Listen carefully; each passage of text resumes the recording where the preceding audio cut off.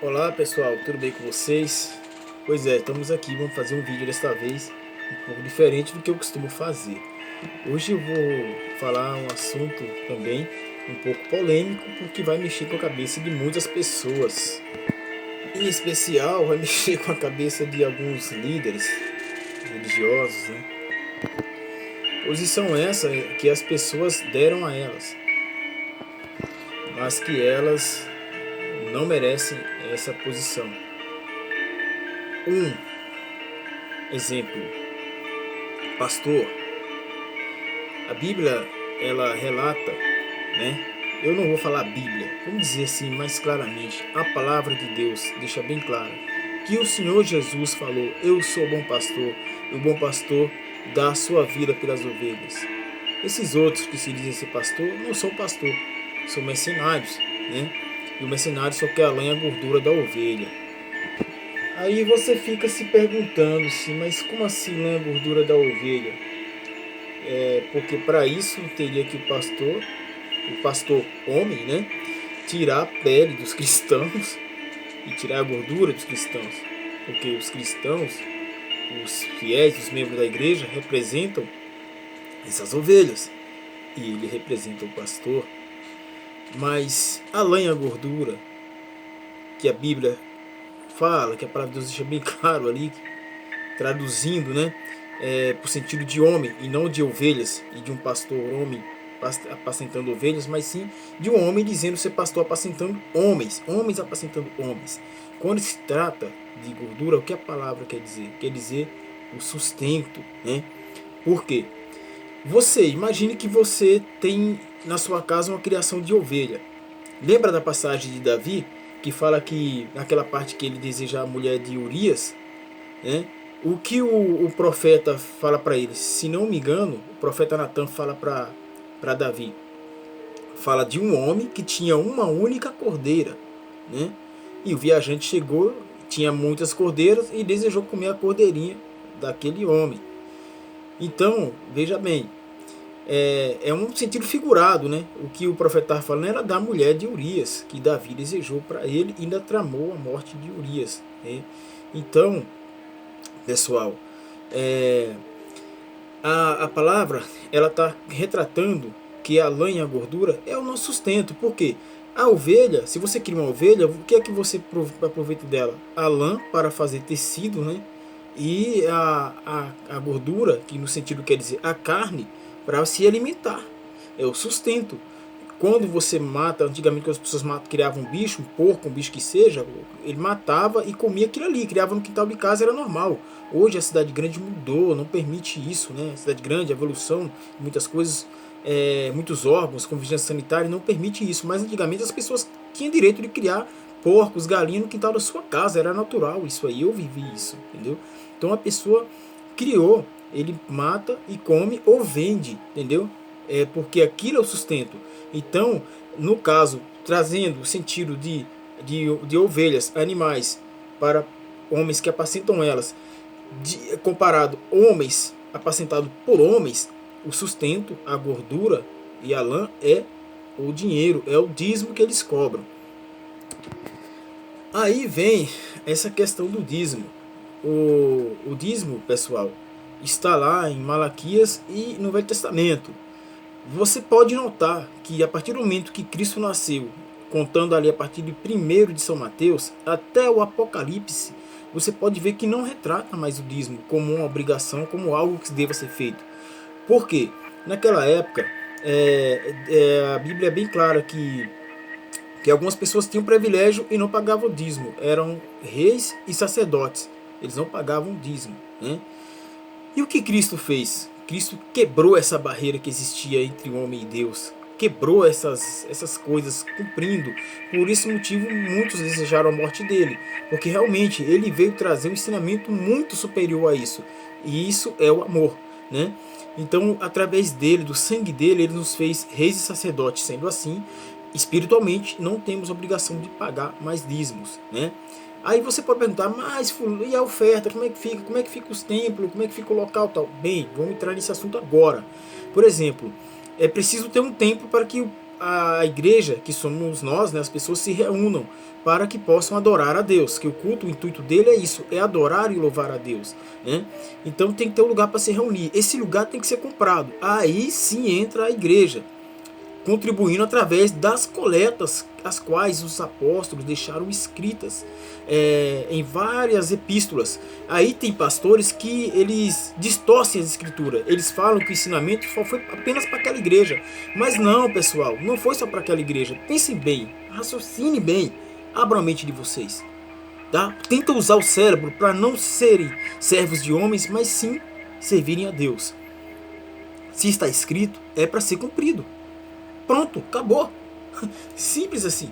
Está escrito, é para ser cumprido. Não tem variação nenhuma. Ah, não, eu quero ir para a esquerda, eu quero ir para a direita. Não. Se está escrito que é para ir para a direita, é para a direita. Não adianta querer variar e mudar para a esquerda, tá? É isso que eu quero dizer. Se está escrito, é para ser cumprido. E o apóstolo, quando a Bíblia relata, por exemplo, lá, 11 de aos Coríntios, que fala sobre o uso dos véus nas igrejas. Ali as pessoas acham que aquele ensinamento foi só para Coríntios. Não é. Aquela carta foi enviada para Coríntio e ficou registrada nas escrituras para o nosso conhecimento. Porém, o mesmo ensinamento que ia para aquela determinada igreja, naquele local, ia para todas as igrejas, porque eram enviadas às igrejas. Porém, ficou relatado, registrado na Bíblia, quando foi lida em Coríntio, aquele ensinamento. Entendeu? Isso que você tem que entender. Por isso que tem outras partes que, por exemplo, nas questões das coletas, tem várias partes que retratam isso aí, porque foram registrados em várias partes na escritura esse ensinamento sobre as coletas, que é algo que não é obrigado a dar, entendeu? Tinha um determinado tempo que a igreja tem que se manifestar, mas não é obrigado, e vou provar para vocês que não é obrigado a dar oferta nenhuma. Ananias e Zafira. Ananias e Zafira eram um casal que naquele tempo, o povo tão cheio do Espírito de Deus, né, devido ao movimento do Espírito Santo, as pessoas começaram a vender suas ofertas e a doar, a ajudar uns aos outros, não sem se importar com nada, porque estavam cheios do Espírito de Deus, né? E quando você está cheio do Espírito de Deus, nada dessa matéria tem importância. Você vive porque tem que viver, mas você preocupa mais com as coisas do céu. Por isso está escrito: não se preocupeis, né, com as coisas dessa vida, buscai primeiro o reino do céu e sua justiça, demais coisas seriam acrescentadas. Voltando a Ananias e Zafira, o que é que eles fizeram? Venderam uma herdade, uma propriedade que eles tinham. Venderam e combinaram entre si de mentir para o servo de Deus que estava recebendo as ofertas. Combinaram de mentir, venderam por um valor e disseram que vendeu por outro valor. Vamos dar um exemplo assim. Digamos que vendeu um terreno lá por 150 mil reais, né? E foram falar um exemplo que eu estou dando, tá? Não foi isso. E foram falar assim: vou vender, vamos dizer, vender por 150 mil, vendeu, recebeu o dinheiro, e combinaram entre si os dois de dizer para o servo de Deus que estava recebendo as ofertas que venderam apenas um exemplo por 50 mil e eles iam embolsar os outros 100 mil, né? E assim fizeram. O homem foi na frente e falou isso. Um homem chamado Ananias, com Zafira, sua mulher, também vendeu uma propriedade. Ele reteve parte do dinheiro, quer dizer, pegou para si, né? Reteve parte do dinheiro para si, sabendo disso também sua mulher. E o restante levou e colocou aos pés do apóstolo. Pegou o restante do dinheiro e levou para o apóstolo, como eu havia dito anteriormente. Então perguntou Pedro a Ananias. Pedro era quem estava recebendo as ofertas: como você permitiu que Satanás enchesse o seu coração a ponto de você mentir ao Espírito Santo? Olha aí, pessoal, tá vendo? Eles achavam que estavam enganando Pedro, mas na verdade tentaram enganar o Espírito Santo, né? Então Pedro estava cheio do Espírito. Mostra que os apóstolos não andavam guiados pela sua carne nem seus desejos de fazerem da igreja o que quisesse, ensinar o que quisesse, mas sim o Espírito ensinava a eles como ensinar e como deveria ser dentro das igrejas. Então, por isso que eu falo, não vão dar ouvido a pastores, a homens que mentem para o seu próprio interesse, mas sim a palavra de Deus, tá? Permitiu que Satanás enchesse o seu coração a ponto de você mentir ao Espírito Santo e guardar para você uma parte do dinheiro que recebeu pela propriedade, né? O apóstolo interrogou: ela não pertencia a você? E depois de vendida, o dinheiro não estava em seu poder? O que levou a pensar em fazer tal coisa? Você não mentiu aos homens, mas sim a Deus. Ouvindo isso, Ananias caiu morto. Grande temor apoderou-se de todos os que ouviram o que tinha acontecido. Então os moços vieram, envolveram seu corpo, levaram-no para fora e o sepultaram. Cerca de 3 horas mais tarde entrou sua mulher sem saber o que havia acontecido. Pedro lhe perguntou: Diga-me, foi esse o preço que vocês conseguiram pela propriedade? Respondeu ela: Sim, foi esse mesmo. Ela, quer dizer, a mulher confirmou a mentira do esposo, né? Por isso que não devemos, nessa questão, gente, por isso que está escrito lá, né? Deixa pai, mãe, filho, filha por amor de mim. Aquele que não deixar, né, por amor de mim, não é digno de mim. É nessas questões aí, gente. Não tá falando para você largar sua mulher, abandonar seus filhos, bater nos seus pais, sua mãe, não. É isso aí, ó. É você ir contra a palavra de Deus para favorecer seus entes queridos.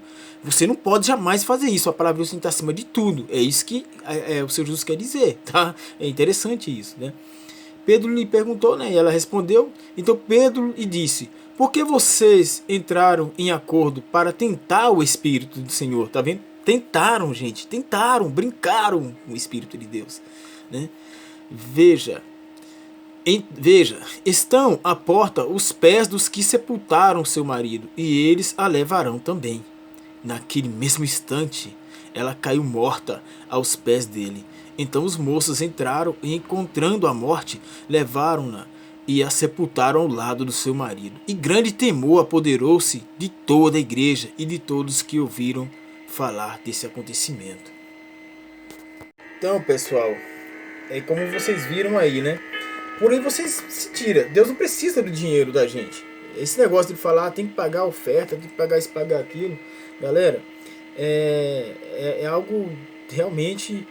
o homem entra na mente e faz uma lavagem. Quando a palavra de Deus menciona o obreiro é digno do seu salário, o que ele quer dizer? Quem é o obreiro? É preciso entender também isso. O obreiro é todo aquele que faz a boa obra, ou o que faz a má obra, né? O que faz as boas obras terá uma recompensa. Os que faz as más obras terão também a sua recompensa. Então é importante entender. Qual é o salário do pecado? É a morte. E qual é o salário daquele que faz a vontade de Deus? É a vida. Esse é o salário do obreiro. O obreiro é todo aquele que faz a vontade de Deus, que faz a obra de Deus. A obra de Deus é pregar o evangelho, pregar o amor, anunciar o reino dos céus, né? É andar em retidão e obediência da palavra. É amar a Deus acima de tudo e de todas as coisas. E, consequentemente, amar o próximo a ti mesmo. É isso que você tem que fazer para que você receba aí o seu salário, que vai receber naquele grande dia. Entendeu? Engraçado que a palavra, ela fala assim, né? Sobre o boi. Não impedir que o boi debulhe, né? Debulhe, ou seja, se alimente, porque digno é o obreiro do seu salário. O Senhor Jesus lá, bem antes, né? O que é que ele fala lá? Quando está sendo tentado, que Satanás chega para ele e fala, ele estava com fome, e Satanás falou para ele: não é filho de Deus, transforma essas pedras em pães, né? Falou isso aí. E o que foi que Jesus Cristo falou? Nem só de pão viverá o homem, mas de toda a palavra que sai da boca de Deus. Ou seja, quando fala de debulhar é alimentar-se. O obreiro, ele tem que se alimentar da palavra. É esse o salário do obreiro. Ele, digno disso, ele tem que se alimentar da palavra para que ele possa viver da palavra e anunciar a palavra. Entendeu? Mas não é viver da palavra arrecadando dinheiro, arrecadando a porcentagem do salário de alguém ou de algo que alguém vendeu. Não, não. É apenas espiritualmente. Por isso que está escrito que o homem, isso no Novo Testamento, que nós devemos trabalhar. Se possível, trabalhar dia e noite para não ser pesado ao nosso próximo. Isso aí não está falando lá que tem regalias, que, por exemplo, pastor é isento disso. Pastor, os presbíteros não devem trabalhar. Todos os apóstolos, cada um tinha suas funções. Alguns eram pescador, outros, cada um tinha sua função, tinha seu trabalho. Porém, qual era a diferença? O povo muitos viverem mais em função do evangelho, o que acontecia? A igreja, por amor, não por imposição, recebia, um exemplo, Paulo, quando ele chegava numa cidade que tem aqueles cristãos, a Irmandade recebia Paulo naquele lugar, acolhia Paulo, ajudava ele, porque sabia que Paulo não tinha condições, né? Porque Paulo era um homem muito perseguido. Ele foi perseguidor da igreja e depois passou a ser perseguido e não tinha paz, não tinha tranquilidade. Então a igreja sabia dessa situação de Paulo, ele não tinha um paradeiro. Então vivia sempre guiado pelo Espírito, indo de lugares em lugares anunciando o Evangelho, falando acerca do reino dos céus. E então a igreja ajudava ele por conta disso aí. Mas Paulo também tinha suas funções para sobreviver, ele não vivia dependente da igreja. É um caso ou outro, um exemplo, se você é um cristão e você vai para uma cidade e você está passando dificuldade, a igreja, ela não por obrigação, mas por amor, ela pode te acolher, ela pode te ajudar, te doar a cesta básica. Isso, até as pessoas que não são cristãos fazem isso. Até pessoas que dizem que não acreditam em Deus, às vezes chega e compadece de ajudar alguém. Até pessoas que nem acreditam em Deus, né? Mas fazem algum bem, entendeu? Por isso que a bondade e o amor é diferente até de crer, a questão de crer, porque é um sentimento. Mas é isso aí, pessoal. Como eu disse para vocês, o salário do obreiro, né, é a vida eterna. O salário do pecado é a morte. E é importante entender que dízimo é Velho Testamento e que no Novo Testamento existem as ofertas que foram chamadas de coletas para a necessidade de atender os pobres, para construções de templo, porque, veja bem, Deus não vai descer do céu e comprar um pedaço de terra, mesmo porque tudo foi Ele que criou, né? E nós temos obrigações de pagar nossos impostos, felizmente, como disse o próprio Jesus Cristo, né? Quando mostrou a moeda, falou, dê de César o que é de César. Enfim, nós pagamos impostos. Então, se você quer ter uma propriedade, tem que pagar por ela. Então, aí entra nós, a igreja. Nós temos que contribuir para que esse templo esse terreno seja comprado, esse templo seja construído para que nós possamos reunir. E lá vai ter água, luz e tudo isso gera gasto. Vai ter a limpeza, porque você não quer encontrar um lugarzinho fedido, sujo. Você quer encontrar um lugarzinho limpo, cheiroso e bem refrigerado, né? Às vezes tem ar-condicionado, tem ventiladores, enfim, para dar um melhor aconchego possível, conforto possível para os membros da igreja. Então, cabe a nós cuidar disso aí, porque somos nós que vamos usufruir, não vai ser Deus que vai usufruir da questão matéria disso aí. Quem vai usufruir somos nós. O que Deus vai usufruir é quando louvamos a Ele, né, de um coração puro, e quando dedicamos a Ele aquele culto. É isso na questão espiritual, mas o templo em si é para nosso aconchego. Está chovendo lá fora, mas não está molhando cá dentro. É isso aí. Entendeu? Então, pessoal, espero que vocês tenham gostado do vídeo. Se gostou do vídeo, deixe seus comentários aí, suas opiniões, sugestões. Tem alguma dúvida, faça suas perguntas. Ou, se, como disse, tiver alguma sugestão ou ideia sobre alguma coisa que eu fale, né, algum foco, deixe no comentário do vídeo. E acho que é só isso. Valeu, tá? Não vou pedir para vocês se inscreverem nem nada, porque isso aí é vocês quem decidem. Eu já pedi nos outros vídeos e ninguém fez isso. Poucos fizeram isso, né? Então... se quiser se inscrever, se inscreva. Se não quiser, fazer o que, né?